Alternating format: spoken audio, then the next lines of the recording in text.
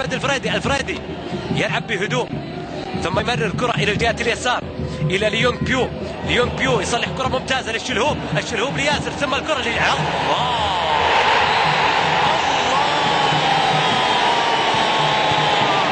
ما يبطي السيل إلا من كبره، وياسر ما تأخر عن التسجيل إلا من كبره وكبر قدره.